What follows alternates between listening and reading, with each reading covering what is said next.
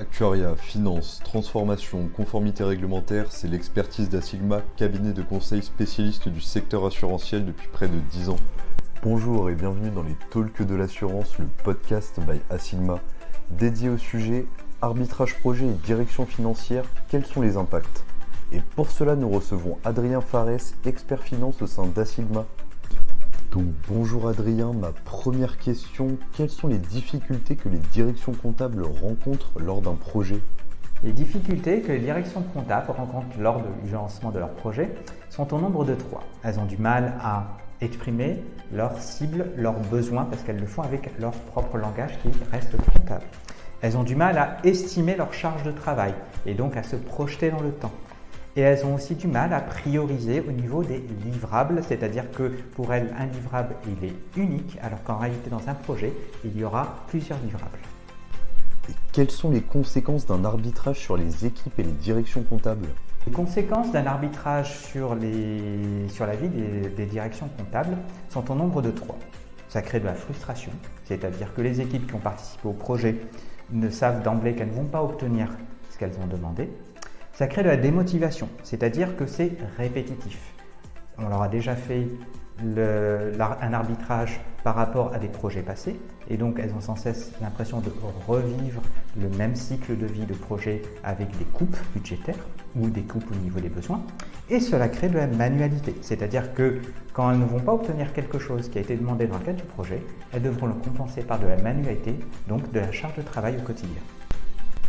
Comment faire pour sortir de cette situation?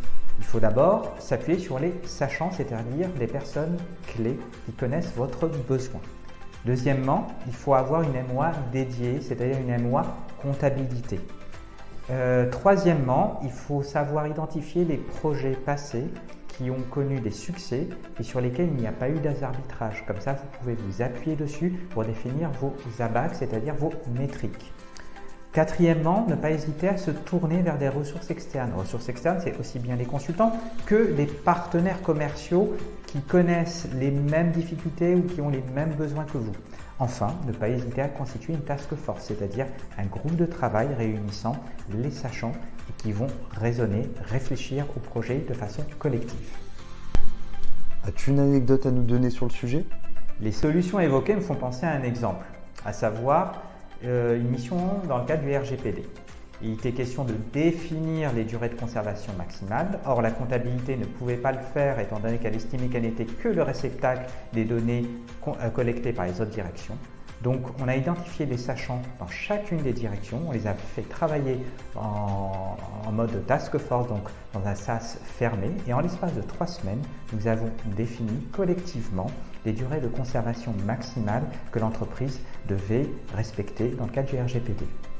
Et pour conclure, Adrien, quels conseils donnerais-tu à une direction comptable et financière?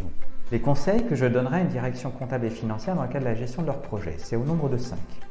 Premièrement, c'est d'avoir les bons ABAC. Deuxièmement, de savoir identifier les personnes clés. Troisièmement, de ne pas hésiter justement à former des binômes avec ces personnes clés pour qu'elles puissent se relayer.